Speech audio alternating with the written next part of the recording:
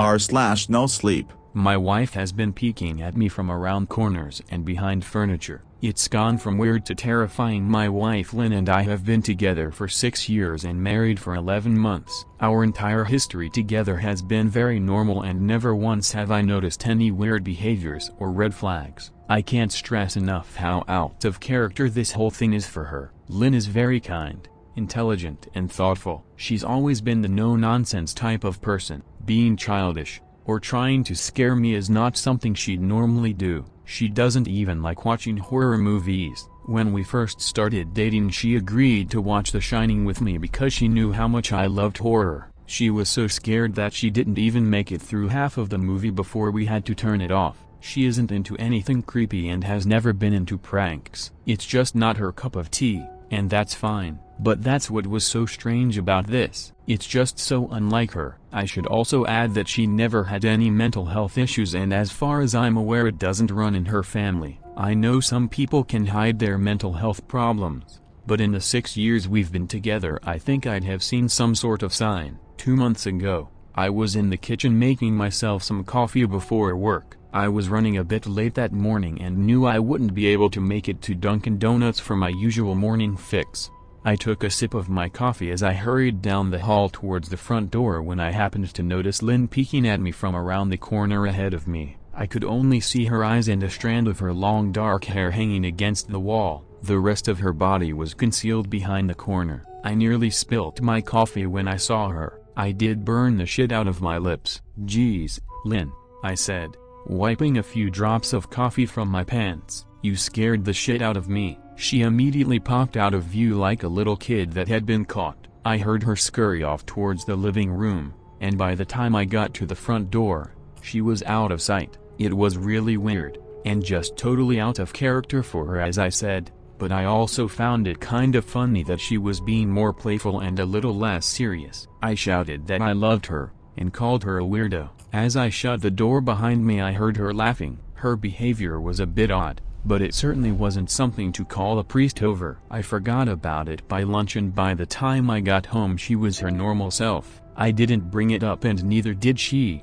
and life went on. The next incident happened 3 days later. It was around 2 a.m. and I had woken up to get a drink. I was standing at the kitchen island, a jug of OJ in hand, when I felt a strong feeling that I was being watched. For whatever reason, I looked down at the floor and saw my wife's smiling face staring back. She was peeking at me from the other side of the island, staring up at me with wide unblinking eyes and grinning like the Cheshire Cat. I screamed, I'll admit it, not out of irritation but fear. For some reason at that moment I was scared. At the sound of my scream, Lynn scuttled backwards out of my view, her hands and feet smacking the tile floor as she hurried out of the kitchen on all fours. I didn't run after her or even yell after her. I just stood there frozen in shock, wondering what fuck had possessed her to do that. It took me a little longer than I'd like to admit to going back upstairs, but I eventually did. When I got to our bedroom,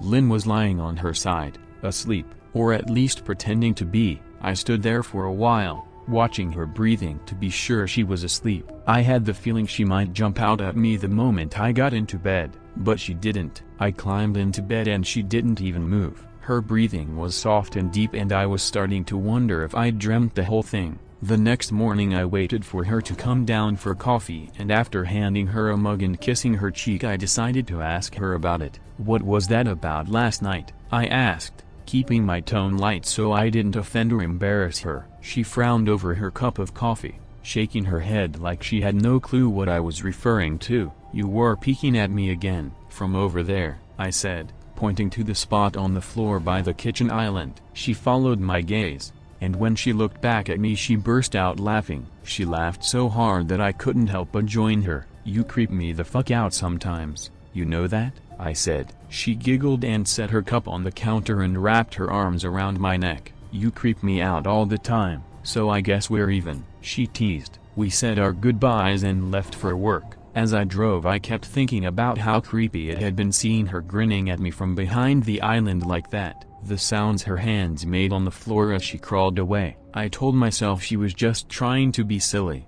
just trying to join me in my love of all things horror. Broken bar. It's not like I was afraid of her, but it still didn't sit right with me. I started seeing her peeking at me more and more. Sometimes she'd be peeking out from behind the couch or living room curtains. Once she even managed to get inside her grandmother's old trunk that sits at the foot of our bed. I might not have even known she was there at all had the trunk's old hinges not given her away. She'd had the lid propped up just enough so that only half of her face peeked through. She'd been grinning like an excited toddler. It was unnerving. I didn't even know what to say to her. All I could do was stare. When I finally found my voice, I asked her why on earth was she doing this. She didn't answer, but she slowly closed the lid, shutting herself inside the trunk. I just walked away, feeling disturbed. I didn't understand why she was doing it, but it made her happy. I just hoped she would tire of the game quickly. Lynn didn't peek at me for the next 2 weeks. I started to think she was done with her weird prank and I was relieved.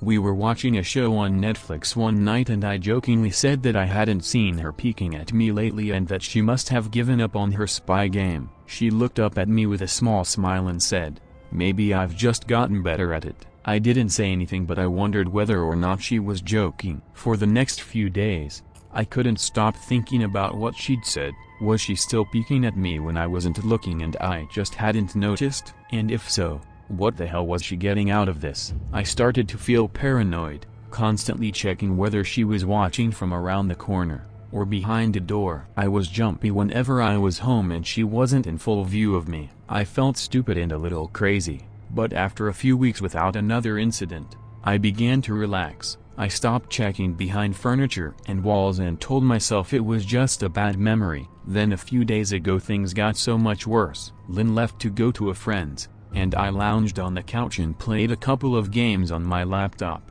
Around 9 p.m. I hopped in the shower and as I was washing the soap from my hair, I felt that awful feeling that I was being watched. I slowly opened my eyes and almost had a fucking heart attack. Lynn was peeking from behind the shower curtain.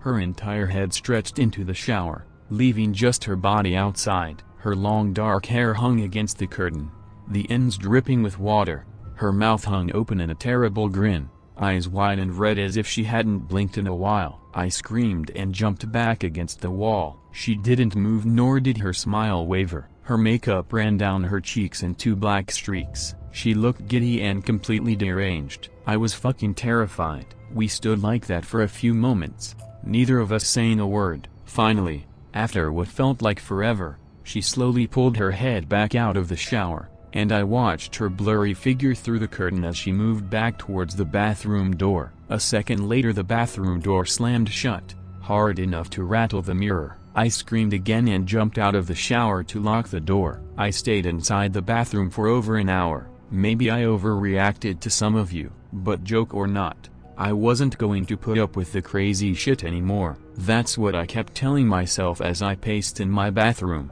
stopping to listen at the door every few minutes. Suddenly I heard a muffled sound, and I pressed my ear against the bathroom door, straining to listen. I couldn't hear anything, but I envisioned Lynn standing on the other side of the door, giggling at her joke. I felt a surge of anger. I was beyond pissed at being made to feel scared in my own house and made to hide in the bathroom for an hour. All for what? Some joke? If it was a joke, it was an awful one. What the fuck, Lynn? I snapped. This shit is getting fucking annoying. I waited for her to apologize, or to call me a jerk, but instead, I heard a faint moan, so quiet I wondered if I heard it at all, and then complete silence. "Lynn," I called out, not able to even hide the shakiness in my voice. I got no response, just my heavy breathing. "I swear to God, just fucking stop it," I yelled, pounding my fist on the door. I waited for her to cuss me out, something I would expect from me talking to her like that. I never screamed at her before, but there was nothing,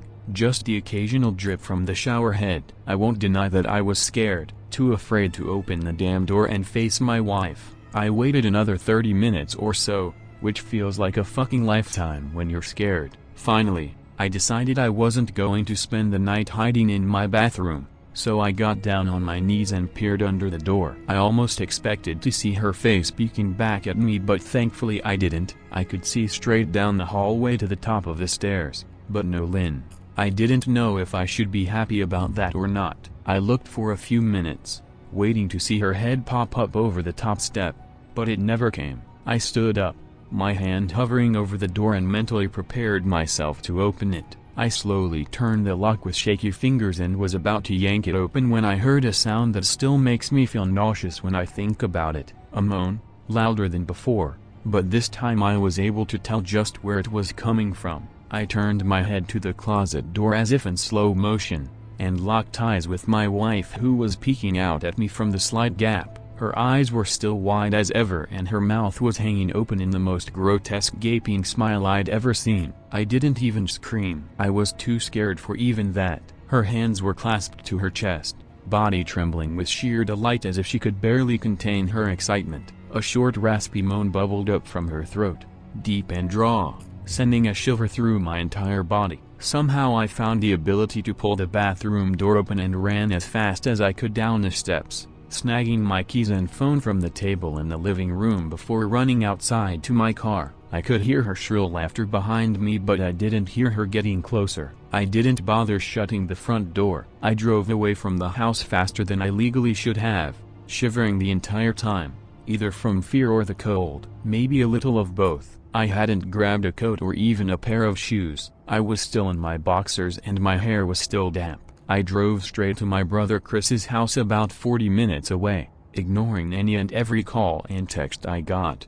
I didn't check my phone until I was safely parked in my brother's driveway. Lynn had called 4 times and sent a flurry of texts, all wondering where I'd gone and why I left like that. I threw my phone at the dash in a rage, furious at her nonchalant attitude. My brother and his wife were surprised to see me, especially dressed in just a pair of boxers, but told me to stay as long as I needed. Chris lent me some clothes and asked me what happened.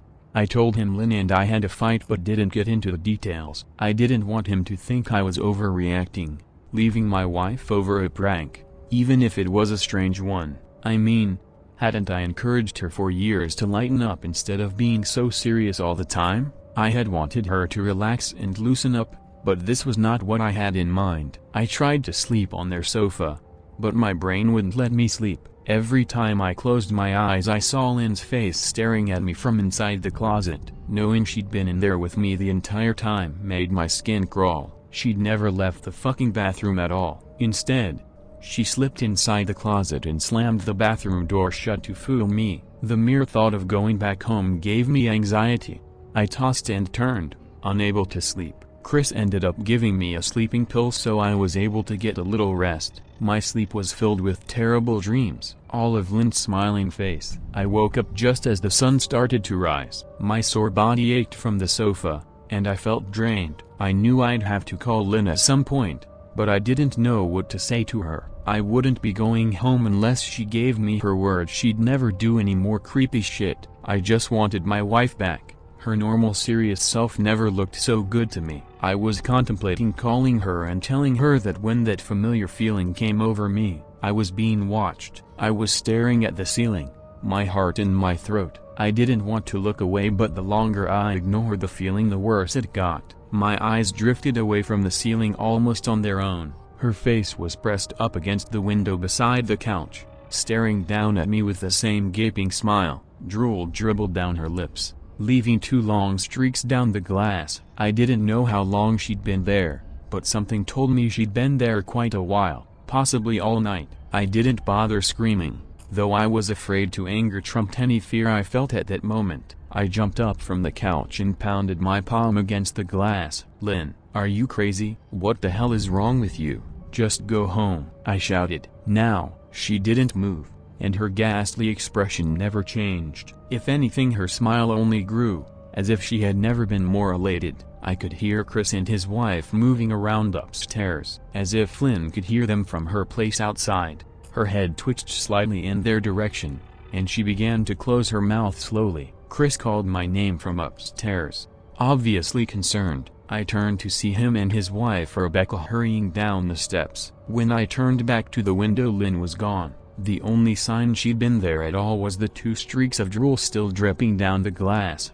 I tried explaining to Chris and Rebecca about waking up to see Lynn watching me through their window. They were skeptical. Who wouldn't be? Chris and I went outside to the spot in front of the window, but there were no footprints in the dirt. Just a slight indent. Animal probably, Chris guessed, and I didn't argue. He and Rebecca assumed I dreamt the entire episode, but they didn't understand, and I was too tired to explain it to them. I called out of work that day and turned my cell off. I didn't want to face Lynn. Just talking to her was too much for me at that point. I started to believe something was irreversibly wrong with her, that no matter what promises she made we'd never be the same again. The thought saddened me to my core. I cried most of the morning. By noon I figured I was ready to confront her, give her one last chance to explain herself. I could at least give her that after 6 years, I told myself. I turned my phone on and saw the dozens of texts she'd sent, all from a seemingly concerned wife. "Can we talk? I love you. Please call me. I'm really worried. Can you answer? Just come home." And more of the same. All texts told me she loved me, and she wanted me home. How worried she was. A broken bar. Not a damn one addressing the crazy shit she pulled, like she hadn't been acting like a character from a Stephen King book. Even her texts were different. She normally texted novels just to tell me to pick up a loaf of bread. You'd think she'd have more to say to me after her bizarre shenanigans. I know it probably seems childish to some of you who are miles away from this situation, but if you saw the way Lynn had looked at me, how she scampered away on all fours like some wild animal, grinning at me from inside the closet like a lunatic, a broken bar. Then I think you'd find my reaction warranted. I ended up staying with Chris and Rebecca for another night. I didn't wake up yesterday until afternoon, and thankfully I didn't see Lynn's face watching me through the window. I don't want to pry, because it's not my place. "But is this fight something that can be mended?" Rebecca asked. She'd made us both a sandwich for lunch and I knew she wanted to breach the subject without seeming to be nosy. "I don't know. Just a broken bar. She's like a different person," I said, choosing my words carefully. I still wasn't ready for her or Chris to know the full extent of the batshit craziness I had been dealing with. "People change, Ben, but she's still the same woman you married. Maybe you both just need to talk through your issues. Whatever's going on, I'm sure it can be fixed," she said, ever the peacemaker. "I think it's beyond that now. I don't think talking would help. I just don't trust her," I said. The words stung in my heart. I missed and loved my wife, but how could I live with someone like that? Living in constant fear didn't sound too appealing. "Lynn loves you. She has to be crushed," she said. "I don't know about that," I said. "Well, she certainly seemed like it to me. I've never seen her so upset. Very much unlike the Lynn I know," Rebecca said, shaking her head sadly. It took a full minute for her words to sink in, and when they did, I felt dread worming its way through my skin. "Wait. What do you mean? Did you see her?" "You saw Lynn?" I asked, my mouth suddenly dry. Rebecca nodded casually as if that fact wasn't nightmare fuel. "Maybe for her, it wasn't. She stopped by this morning just after Chris left for work," she said, cleaning the plates from the table. "I didn't see her car though. Maybe she took an Uber or something." "Bick, what did she say?" Did she come inside?" I asked, sweat starting to break out on my forehead. I began looking around, examining corners as though a predator lurked behind them. "Number, she just asked if you were awake yet and I said that you weren't. I asked if she wanted me to wake you but she said number, just said to let you sleep," she said as she washed the dishes. "That's all? She didn't say anything else?" I asked. "Number, she looked awful though, like she hadn't slept in days." "I think you should call her." I got up from the table and thanked Rebecca for lunch. I felt a little bit better at the knowledge that at least she hadn't come inside. Still, I needed to double-check that the doors were locked. I sat for a while trying to figure out what to do next. I didn't want to go home, but I felt that I owed it to Lynn to help her if I could. Hadn't I sworn an oath to love and honor her through sickness and in health? She was very sick. If she was sick, which I truly believed she was, I had to try and get her the help she needed. But I didn't even know where to start. I didn't want to call the police, and besides, what the hell was I going to tell them? That my wife was peeking at me? That she was being creepy? As bizarre as she'd been, she still hadn't committed any crime. Not yet anyway. The police would have probably said that I was overreacting, but this wasn't some prank. It felt wrong, dangerous even, like something sinister lurked beneath her smile. I knew as her husband I was well within my rights to have her committed, But what if she simply acted normal in their presence? She'd been able to fool Rebecca into thinking she was just a concerned wife. As long as the doctors didn't find her a danger to herself or others, they'd have no choice but to release her after 72 hours. I felt lost and overwhelmed, so I did what any husband in my position would do. I called her mother. I didn't want to. Believe me, her mother, Marianne, and I were never on the best of terms. We'd never fought or anything like that. She just wasn't a very warm person and wasn't easy to get along with. She hardly ever smiled, and when she did, only her lips would move into a thin-lipped smile, leaving her eyes as blank as before. She gave off this aura that felt like she was permanently on the offensive. I'd only met her twice, and both times were for such short visits. I got the impression she didn't approve of me for her daughter. Lynn always ushered us out quickly, as she didn't want me to feel uncomfortable, which I was grateful for. Being in her mother's company felt almost unbearable, like walking on glass. I was glad when we moved 3 states away so he didn't have to see her often. I was happy to avoid the woman, but I needed her help. I didn't want to talk to her at all, but I had to talk to someone who knew Lynn better than I did. So I grit my teeth and did what I had to. "Yes," she answered, already sounding irritated. "Marianne, it's me, Ben. Do you have a minute to talk?" I asked. I could hear her cluck her tongue in irritation. "I'm in the middle of writing some checks, but if you insist, I suppose I can spare a moment." "What is it that you want to discuss, Benjamin?" she said, coolly. "It's about Lynn. She's been acting strangely, and I was wondering if you had any idea whether there was something." I was quickly interrupted. "It's a bit difficult to follow your rambling, Benjamin. What is that you want from me?" she asked. I could almost see her standing there in her thin sweater and slacks, tapping her fingernails impatiently on the table. "I wanted to know if you'd ever noticed any odd behavior, or possibly any mental health issues?" I asked. There was a long, uncomfortable pause that I couldn't tell was because she was just thinking, or a broken bar.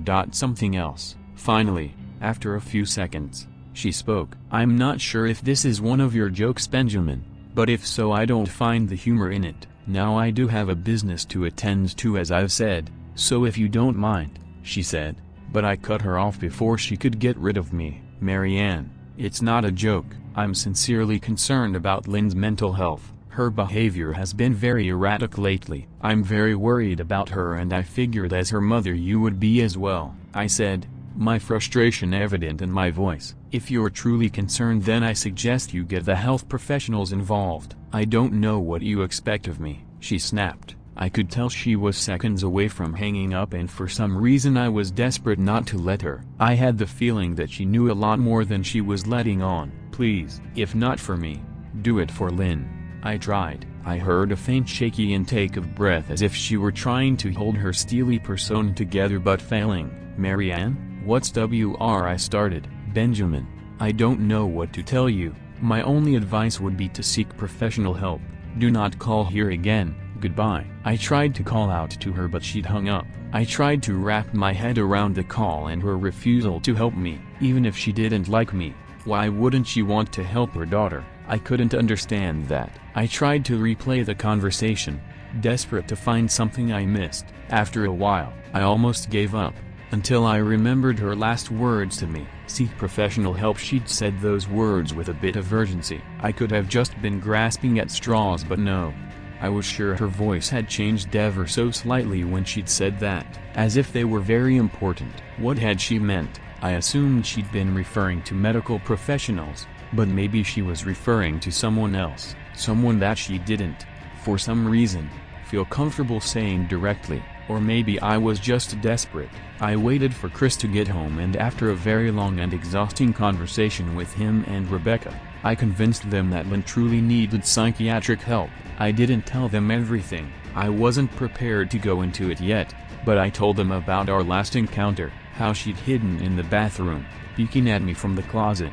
They were shocked, but thankfully they believed me. They too just wanted to help her. Still, they didn't think it was all that serious. Weird. Maybe, but not dangerous. They just kept saying that Lynn had to be playing some kind of weird joke. "Maybe for YouTube," Rebecca offered, if only half-heartedly. Chris didn't think we should involve the police just yet. He offered instead to go with me, and I readily accepted. He reasoned that calmly talking to her, Trying to coax her into going willingly was the best recourse. I agreed to do it his way. At least I wouldn't be going into that house alone. We drove over this morning, just after breakfast. There was no way I was going at night. When we pulled into the driveway, my stomach began doing somersaults. Her car wasn't there, but I still didn't let my guard down. The front door was ajar, and for a split second, I thought we'd see her eyes staring through the gap. I was shaking and starting to sweat. Chris, however, was fine. He waited for me to open the door, his hands in his pockets like he was going on a fucking stroll through the park. I envied his ignorance. I pushed the door open and was immediately hit with the stench of rot. Chris smelled it too, and he walked into the house behind me with his nose scrunched up. "What do you guys use to clean the floors around here?" "Shit," Chris mumbled. "Shut up," I said, my eyes darting around for any signs of Lynn. The house was deadly quiet and dark despite being 10 in the morning. All the curtains were closed up tight, refusing to allow any sunlight inside. If I hadn't left it just 2 days prior, I'd have thought the house to be abandoned. We moved through each room, carefully checking any place that she might hide, occasionally calling her name. "Why the fuck are you looking under the couch?" Chris asked eventually. "Aren't we looking for your wife?" He was looking at me like I was a moron. "Let's just go upstairs," I whispered.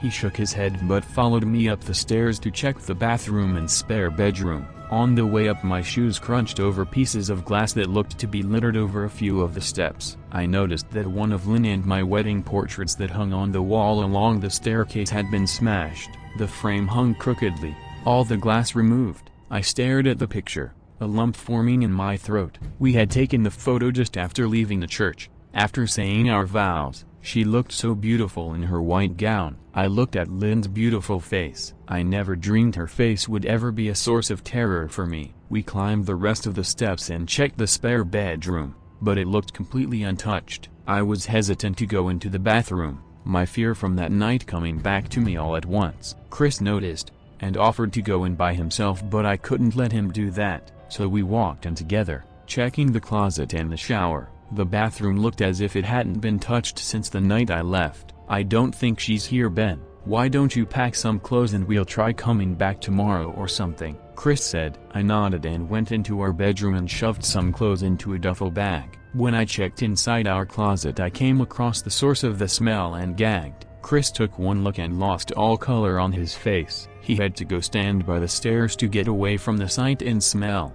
I gazed down in shock at what lay inside my bedroom closet. Soaking into the rug were at least a dozen eyeballs, all carefully laid out in pairs. Some were as large as a quarter while others were as tiny as a marble. I stared down at the eyes she'd collected from small animals and I wondered how she'd gotten them, and shuddered at the thought. Man, I thought I had it bad with Becca's shoe addiction, but fuck me, your wife's in here collecting eyeballs, Chris said, gagging. "Ben, I think we should go," he called from the hall. "I'm getting nauseous." "All right." I grabbed my duffel and shut the closet door on my new nightmare. I stepped out into the hall and took a deep breath of air. I could taste the rot on my tongue and I couldn't help but gag. "Who the fuck lines up eyeballs in their closet like that?" Chris mumbled. "I tried to tell you she needed help," I said. "She doesn't need help, Ben. She needs a fucking exorcist," he said. "You coming or what?" I can't stand the smell any. His words died in his throat, and his eyes grew wide with fear. I didn't ask him why. I could feel it. Someone was watching me and I didn't think it was the eyes in the closet. I turned around, my eyes slowly scanning the bedroom. "Christ," I whispered, as I finally saw what we'd missed. Under the bed, curled on her side, watching us with the excitement of a kid on Christmas morning, was my wife. She held her hands together just under her chin, and they were shaking eagerly. Now that she knew she'd been found, I could hear the quiet noises she was making, a sort of hiccuping sound in her throat, as if the excitement was just too much for her. It was unnerving, to say the least. Wide eyes, and that same huge smile. Everything in me told me to run, but I forced it away. This was my wife. No matter how twisted, she was still the woman I married. I had to help her. "Line a broken bar," I said softly. She didn't respond, but her head bobbed back and forth in two quick little movements as if she were nodding. "Baby, I just wanna help, okay? Can you a broken bar? Can you let me do that?" I asked. I had taken a single step forward, approaching her like some kind of dangerous animal. "I love you, Lynn," I said softly. Taking another step closer, she let a tiny moan escape her wide-open mouth and I had to resist the urge to run. Her shoulders were starting to quiver, and her eyes grew as large as saucers. I crouched down so I could see her better, and immediately saw the blood. Her hands were covered in it. They trembled more the closer I got, as if she was barely able to contain herself. "Lynn, are you hurt?" "You're bleeding," I said. She bobbed her head again, her bloody fingers moving up and down as if playing an invisible piano. They occasionally grazed her chin, leaving smears of blood on her skin. I wanted to recoil in disgust. The smell that was coming off of her was revolting. I could feel the vomit trying to climb up my throat. Her lips were dry and stretched thin, blood seeping between the cracks. I knew she wouldn't come out on her own, but I didn't want to leave her in the state she was in. I scooted closer and reached out to her. The excited hiccuping sounds got louder and her hands shook, fingers flexing. It was then that I could see the blood oozing from between her fingers. "Oh my God, Lynn, you're bleeding," I said. Instinctively I reached out to take her hand, but before I could even touch her, her hand sprang out towards me. A sharp pain shot through my arm, and I fell back on my ass. My arm burned, and I could see the blood dripping down onto the carpet. I looked back at her in shock and saw her grinning madly, her fingers clutching a large shard of glass. "You alright in there?" Chris asked from behind me. I turned my head slightly, and nodded to him, cradling my arm to my chest. When I turned back to face Lynn, I saw that her focus had shifted. She wasn't looking at me anymore, and she wasn't smiling anymore either. She was staring past me, her eyes glaring at Chris the way a hungry lion might stare at an antelope. Her mouth was still hanging open, but it was twisted into a snarl. I got to my feet and began walking back down the hall, afraid to take my eyes off her. "Are you bleeding?" Chris asked. The moment the words left his mouth, Lynn started fast scooting out from under the bed, the glass shard still in her fist. "Chris, run, go," I yelled. He must have been too afraid to move, because a second later I felt my back bump into him. He was still standing at the top of the stairs, staring at the horror that was my wife. Lynn had crawled completely out from under the bed and stood in the bedroom doorway, her face twisted in rage. Her whole body was visibly tense. Blood ran down her fingers and onto the floor. "Jesus, Lynn," Chris said. You had broken bar playing hide and seek?" I reached back and pushed him towards the steps. "Move your ass, Chris," I said as quietly but firmly as I could. Lynn bobbed her head in fast, sharp motions, and began to grin, stretching her mouth open wider and wider so that her chin seemed to touch her chest. I heard Chris mutter a prayer and then he was running down the stairs. I stood at the top of the steps, stuck between the love for a woman who needed serious help and self-preservation. "I only want to help," I said, choking back tears. Her eyes focused on me once again as she slowly lifted the glass, holding it out in front of her. And then she started sprinting towards me, grinning with utter excitement. Thankfully my body took over and I flew down the stairs, skipping 2 or 3 at a time. I made it to the front door before I felt her leap onto my back, wrapping her arms around my neck, her open mouth next to my ear so that I could hear those terrible hiccuping sounds up close. I shook her off me, knocking her to the floor. I felt a searing pain in my back as she went, but I tore open the front door and bolted to my car. Chris was standing in the front yard, talking on the phone with the police. I didn't say a word. I just ran to my car and jumped in. Chris took the hint and followed me. Still on the line with 911, I watched the rearview mirror. Sure, I'd see her there, running after us, but I never did. I went straight to the and got 11 stitches on my arm and 3 on my back. The police asked a lot of questions and went back to the house to search, but of course, Lynn wasn't there. They advised me to stay with a friend or relative for a while and to file a restraining order as soon as I could, but none of those things would matter. Somehow I just knew. I dropped Chris off at home and went to a motel an hour away. I wanted to put as much distance between me and Lynn as I could. This is where I've been for the last 4 hours. I thought maybe the police would find her. Maybe they'd get her the help she desperately needs. But now I don't think so, because 40 minutes ago I got a text from an unknown number. Just 3 words: "I found you," and a picture is attached. The picture was dark and grainy, but I instantly knew what it was. There was no mistaking my wife's eye. I started typing this out immediately after. I don't know what to do. I'm alone and scared, and I can't help but feel that I'm being watched. Thanks for watching. Please leave a like and comments to let me know if you enjoyed the video. Subscribe for more upcoming videos.